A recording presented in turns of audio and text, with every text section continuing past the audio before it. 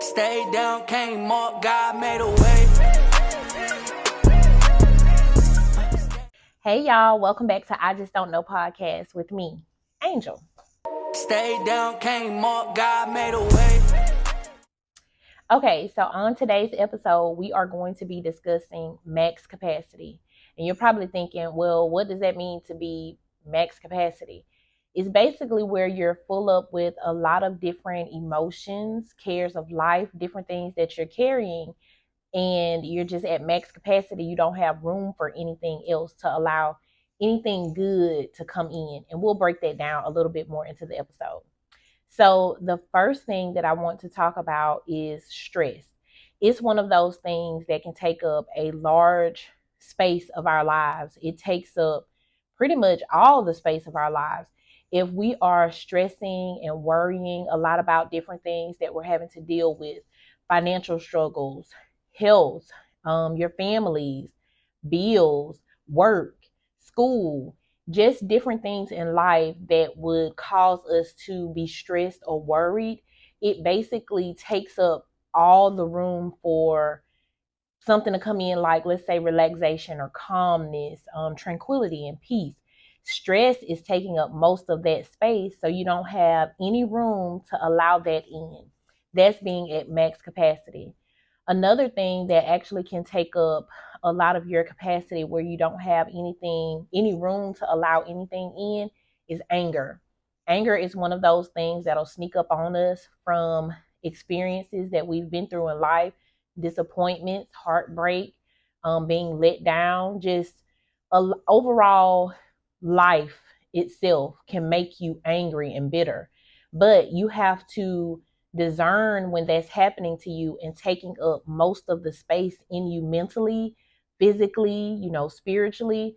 Those things and stress and anger combined, that's half and half. It's pretty much taking up 50-50. So you don't have room for anything like joy, peace, and happiness, and relaxation, peace, and calmness. Peace is a big one that we actually need to make room for, because if you're living in chaos, inner chaos within your mind and within yourself, you really can't function at your full and maximum potential. So basically, you're at max capacity. You don't have any room to allow those things to come in. So what you want to do is try to decipher what's causing me stress, what's causing me to be angry, what's causing me to be sad or depressed. You may be just overwhelmed with disappointment. That's another thing that you could be just at max capacity with: stress, anger, disappointment, overwhelming. It could just really take you for a spin. Okay, for example, let's say, and this is a good one. Okay, this just fell in my mind. Let's say you're preparing to go on vacation and you're just super stressed. You're wanting to get excited about the vacation, but it's stressful planning the vacation and it's stressful trying to get to that destination. Once you get to the destination, you want to relax, but you're remembering and you feeling that residue of the stress that it caused you to even plan the vacation, or the stress that it took to get to where you're trying to go. Sometimes you plan a vacation and things happen and money shortages come up. So now you're stressing about the finances or the financial portion of it. So really, you see how stress come in and it can ruin that excitement, that enjoyment that you wanted to have with your vacation, but now you're stressed out and you just can't seem to relax. You can't seem to stop worrying, or you go on vacation and you leave some bills behind. And all you thinking about is, man, when I get back, I got to take care of those bills. I got to do this. I got to do that. That's just an analogy, just to give you an example of how stress can actually steal excitement, joy from you, because it's like a thief. It's like a thief in the night.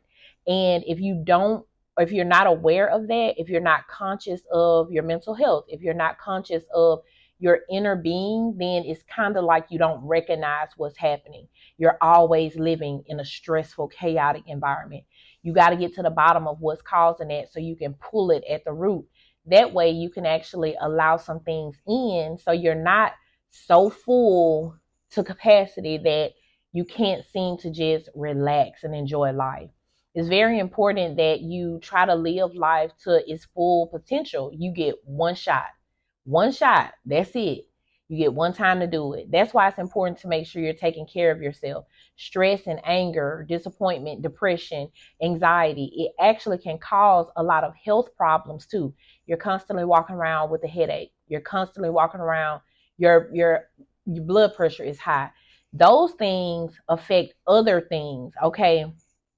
You have to be able to say, I recognize what's happening and what's trying to creep up on me, and I want to get to the bottom of it. I care about myself enough that I want to release some of these things. With anger, you want to try to, and we're going to talk about other things too, but with anger, you want to try to see, well, why am I angry? If you're waking up every day and you're in a bad mood and you're just unhappy, you need to figure out why. What is causing me to be so angry? What has me so disappointed? What has me so depressed? What's triggering my anxiety?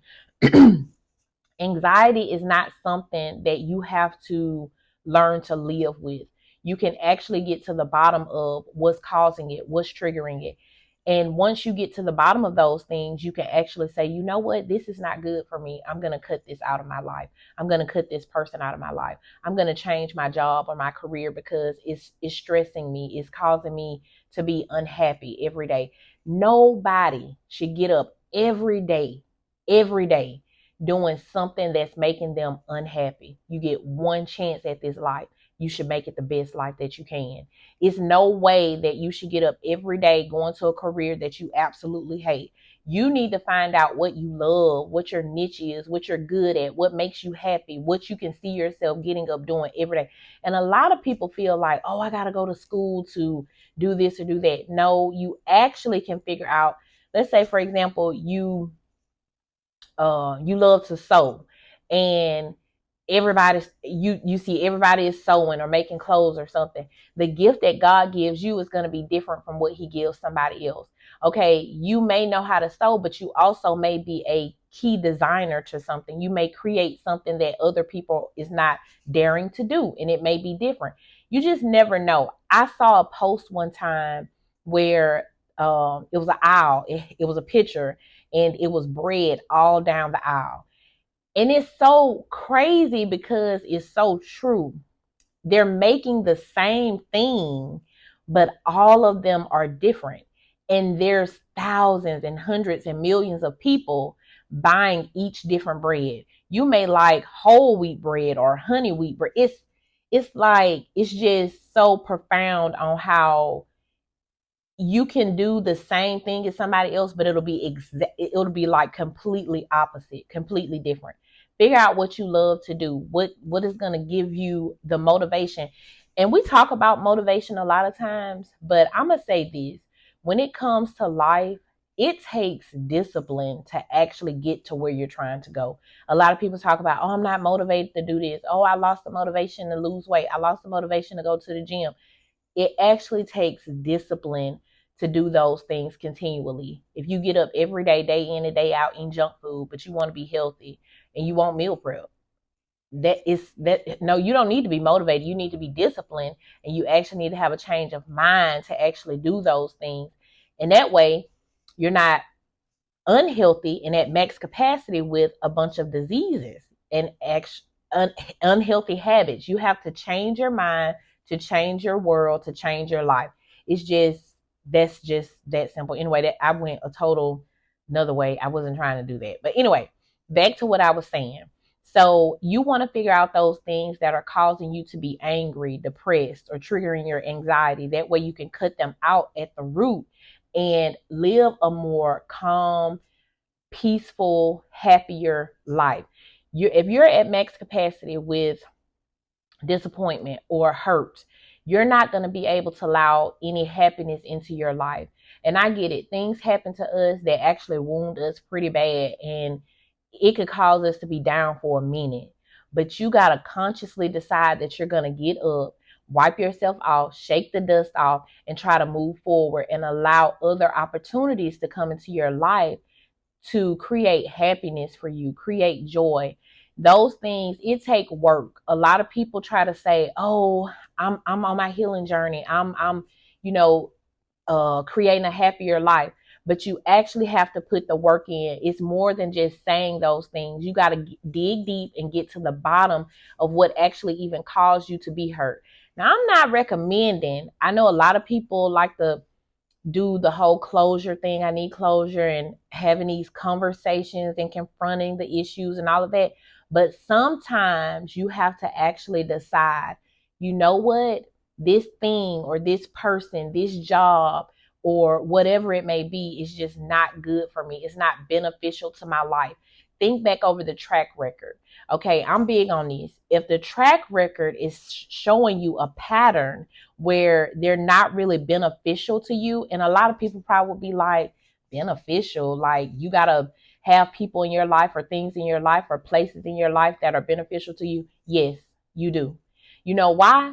Because if it's not feeding you to do better, if it's not causing you to thrive and strive for more, you need to cut it out. You need to cut them out, cut the places out, stop going, find you a new career. I mean, and I know it's easier said than done as far as a career, but you can pray and ask God. If you just don't know what should I do, pray. Ask God, what am I good at? What's my gifts? What's my talents? What are my traits that I can, pour out into the world and receive back?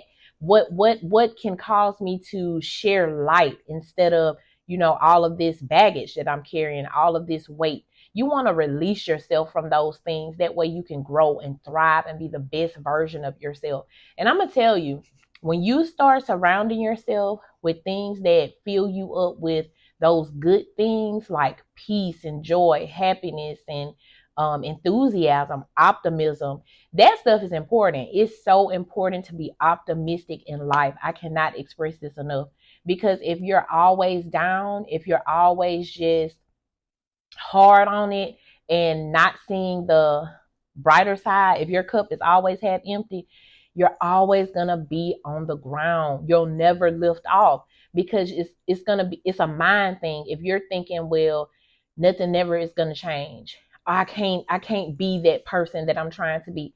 If you're constantly thinking those thoughts, that's what you're gonna receive back. That's what the world is gonna give you back, because you're not putting out anything that can help raise you up, that can help get you to that place where you're trying to go.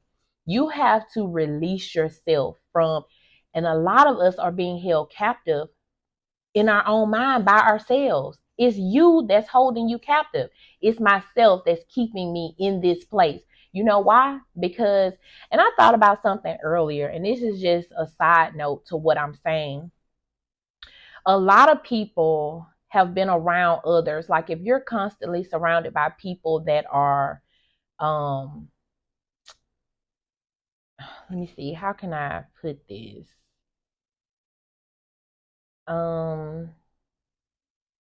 If you're constantly surrounded by people that make you feel like there's nothing better on the other side, you have to evaluate that and say, you know what? And a lot of times growing up, we create these,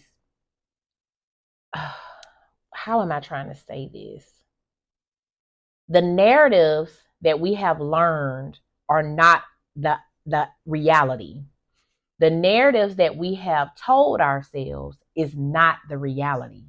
We may have told ourselves, this is the way life is. This is just how it is. I'm gonna just have to figure out how to live with this. I'm gonna just have to carry this weight with me constantly for the rest of my life. That's not true. Actually, your life can be better and your life can be different. Your life can, your circumstances, the people that are around you, your mindset, it can all change. All of it can be different, but you have to decide that you want it to be different. You have to decide that I'm not going to be filled with all of these negative things. I'm actually going to release myself from this so that I can be free. Carrying around all of those things, anger, hurt, grief, joy. No, that's rewind. I'm going too fast. Anger, hurt, disappointment, neglect, trauma. Those things that we are carrying are heavy. They're weights. They're weights on us, and they're holding us down. Think about it. If you put a rock on a kite, it can't soar. So you need to lift that rock off of your back so that you can soar. That way you can see what's on the other side. I mean, it's waiting. Those things are waiting for you on the other side. If you decide today, you know what? I'm not going to get up every day with a bad attitude. You need to actually figure out why you have a bad attitude. What's causing you to be so upset?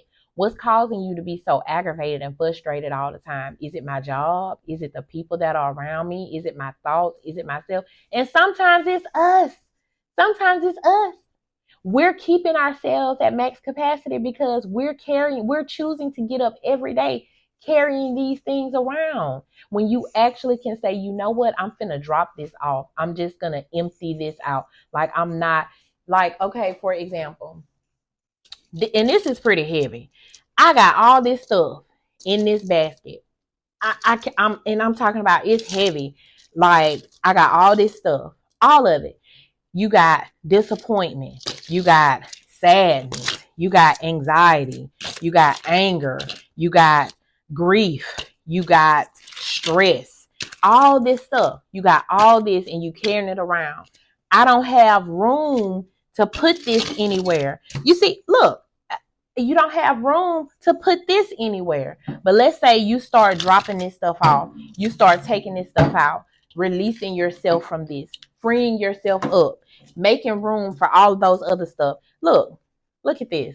Now I got room to actually let some things in. You see that? You got room for other good things. That's why it's important that you free yourself from all of that baggage, all of those burdens. That way you can actually experience what life could be. I can't express this enough. I had this conversation with my brother the other day about how I wish my mother was able to actually see what life could have been without all the worrying, the stress, all of those different, all of that trauma and different things that she was carrying around with her. I had a conversation with her. I can remember our last time going to breakfast. We went to the Ruby Slipper Cafe downtown, and she had never just opened up to me about her life. Now, we had talked about her life. We had talked about, and I witnessed the struggles and all of the things that she went through, but she's never just opened up in depth to me about her entire, from teenage years on up. She's never just opened up to me about that. And she just expressed how her life was she remembered her life being hard. And it eats at me sometimes, but God really has helped and carried me through and comforted me with that and given me peace. It's better. Her time with God is going to be better than any time that she could have had here on earth. I find comfort in knowing that. But I had a conversation with my brother, and I was just saying, I wish she could have experienced what life could be. And so I'm making it my business to make sure that I experience life for what it could be, the good things in life, the sunshine in life, those good days. I'm looking forward to those things because it's possible. And God said we can have those things. So if you didn't know, now you know. I'll see y'all next time. Stay down, came up, God made a way.